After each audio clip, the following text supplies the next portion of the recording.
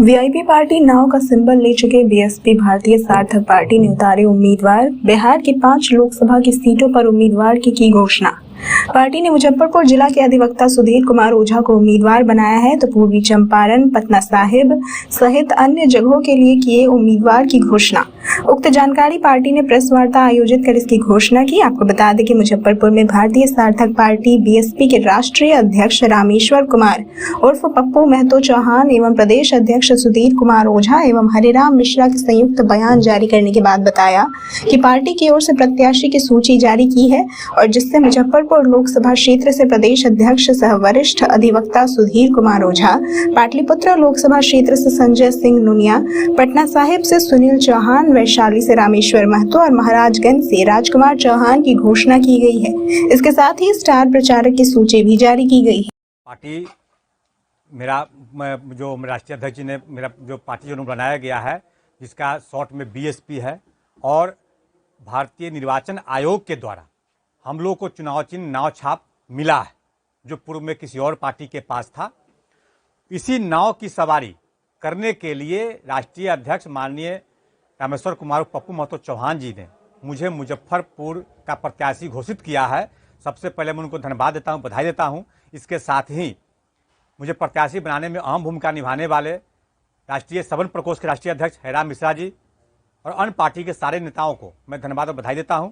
और मैं इतना जरूर कहूंगा कि मुजफ्फरपुर लोकसभा जो क्षेत्र है, वहां की जनता जो 50 वर्षों से अपने आप को छला महसूस कर रहा है, कई ऐसे प्रत्याशी हैं जो बाहर से आकर के और मुजफ्फरपुर में चुनाव लड़कर जीत कर चले गए, बहुत सारे वादा किए और वादा खिलाफी करते गए, कोई विकास का कार्य नहीं कर पाए। यहां तक कि पताही एयरपोर्ट के बारे में यहाँ के वर्तमान एमपी ही नहीं, उनके माननीय प्रधानमंत्री जी ने स्वयं भाषण में कहा था कि सर्वप्रथम मैं इस पताही एयरपोर्ट को चालू कराऊंगा और चप्पल पहनने वाले लोग भी हवाई जहाज पर चढ़ेंगे। मेडिकल कॉलेज को मैं उसको एम्स का दर्जा दूंगा, और हो गया दरभंगा एम्स का दर्जा, एयरपोर्ट चला गया दरभंगा।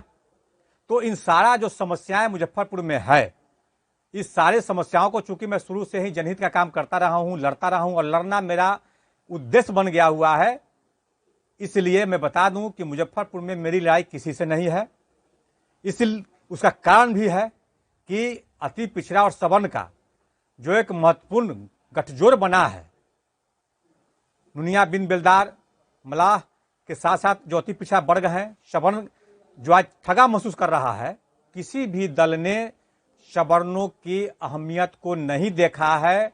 आप पूरे बिहार में अगर देखेंगे तो सबसे ज्यादा छला महसूस सवर्ण कर रहा है, मुजफ्फरपुर में खास करके। तो इस सभी का साथ मुझे मिलेगा, और मैं अगर जनता मुझे समर्थन देती है, जनता मुझे अगर लोकसभा क्षेत्र में जिता करके भेजती है, तो मैं शिक्षा, स्वास्थ्य के साथ साथ बेरोजगारी दूर करने का कार्य करूंगा, बिजली, किसानों की समस्या को दूर करूंगा।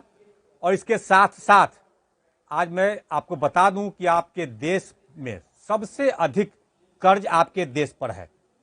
जितनी भी शासन हुई उससे अधिक इस 10 वर्षों में आपके देश पर कर्ज है। आपके उद्योग जो हैं, मुजफ्फरपुर में बटलर उद्योग था जिसको बेच लिया गया, समाप्त हो गया है। आपका स्टेशन बिक गया, बेला का फैक्ट्री आईडीपीएल रुग्ण अवस्था में है, सारे फैक्ट्रियां बिक गई, बंद हो गई, एक को भी चालू नहीं किया गया है। इस सारी कार्य करने का मैं प्रयास करूंगा और जनता का विश्वास मिला तो उसके विश्वास पर खरा उतरूंगा। जनता अगर नैया पार कराती है तो फिर क्या कुछ प्राथमिकता हो जनता के लिए? जनता नैया पार कराएगी तो जनता के विश्वास का नैया मैं पार कराऊंगा और उसके सारे समस्याओं का हल मैं करूंगा, कराऊंगा। चाहे बेरोजगारी का मैटर हो, शिक्षा का मैटर हो, स्वास्थ्य का मैटर हो, रोजगार का मैटर हो, किसानों की समस्या का मैटर हो, उद्योग का मैटर हो, या छोटी मोटी जनसमस्या का मैटर हो। उससे बड़ी बात मैं बता दूं कि इस मुजफ्फरपुर को बाहरी से मुक्ति दिलाऊंगा।